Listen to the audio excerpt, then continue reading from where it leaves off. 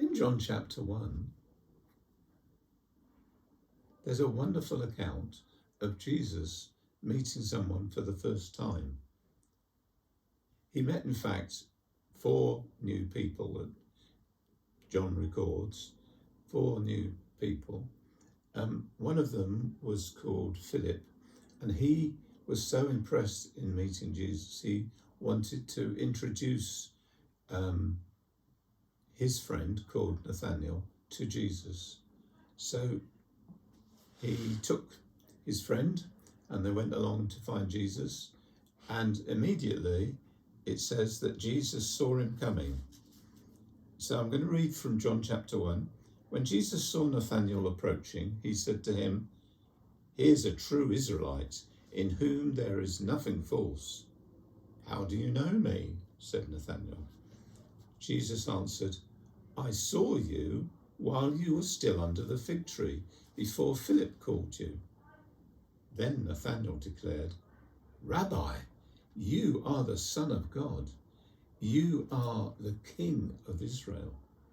Jesus said to him, "You believe because I told you I saw you under the fig tree? You shall see greater things than that. I tell you the truth. You shall see heaven open and the angels of God ascending and descending on the Son of Man." I was reminded of that story because I have got this kind of feeling, this sense that soon we will have wonderful opportunities to meet new people. And I see that Jesus is using a gift, we would say the gift of the Holy Spirit, in a word of knowledge. He saw Nathanael under the fig tree.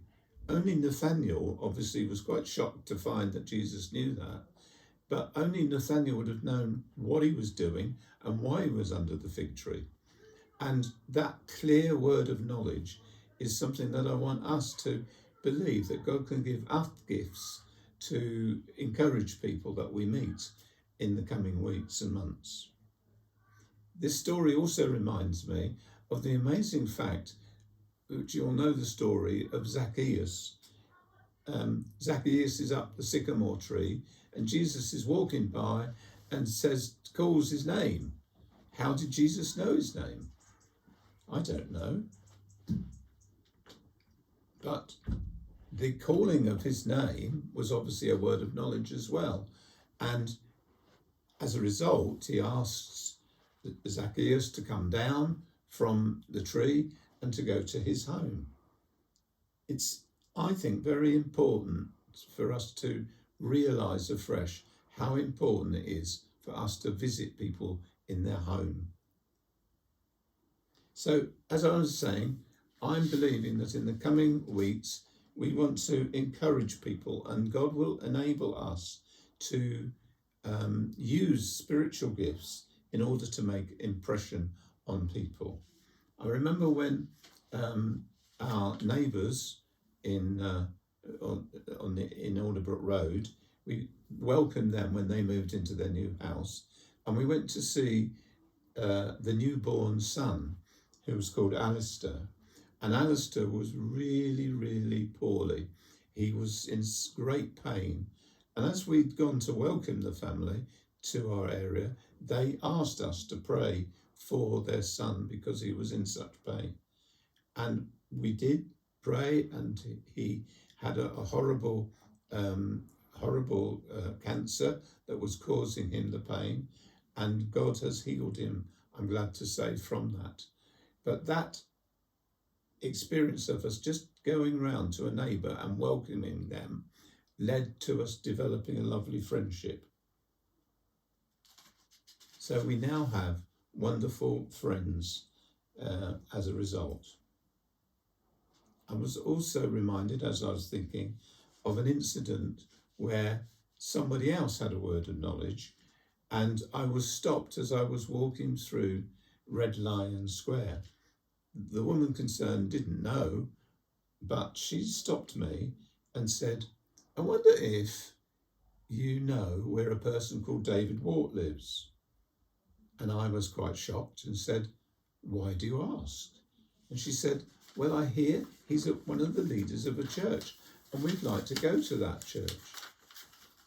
So then I said, well, actually, I am David Wart, which was quite amazing to her and amazing to me. And that lady was called, if I remember right, Sarah Waters.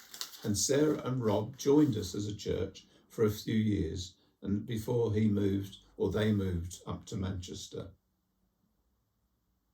I want to tell you another incident that happened, which was completely unplanned in one sense and was quite a bit of an adventure for me. But when I was school teaching, there was a particular class that were causing our school quite a lot of problems. And there were 4 girls within that class that were causing the problem. They loved showing off to each other and seeing what they could get away with. Much harder to discipline girls in a secondary school than boys, but I won't go into that now. But we decided to do something that was quite unusual.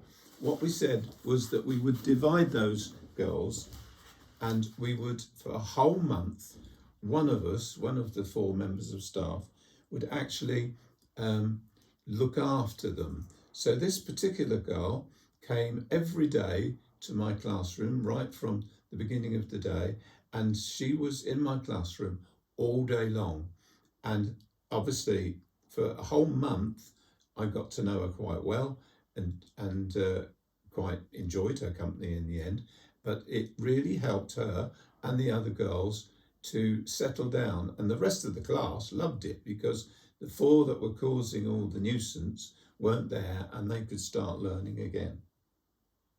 But why I'm telling you the story is that obviously being part of that scheme, I used to pray for this young lady. It could have been quite difficult because she could have played up and she could have caused me problems.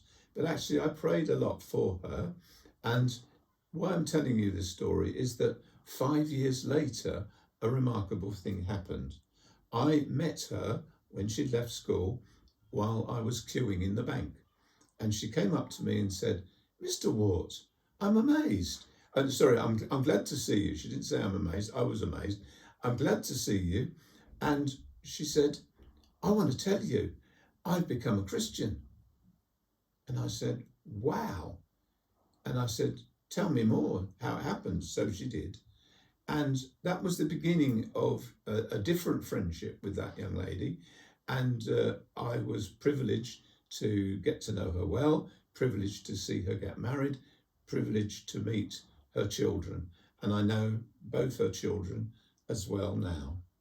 So God had honoured my prayer, and it was just like this incident. You'd think, well, what good are we doing? And yet, with God's help, I was able to help that young lady and influence her in a positive way. And that's just what I want to say to us all.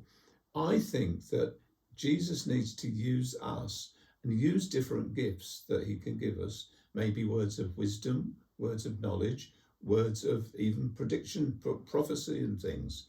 But what I believe that he wants to do is to meet people where they're at.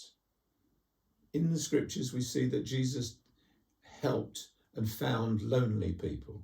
Jesus helped and ministered to poorly people. He ministered to hungry people. There are going to be so many opportunities for us when the lockdown ceases. So let's make the most of every opportunity to share good news. And I would like just to finish by saying, remember that words that God can give you are words that will not return without any fruit.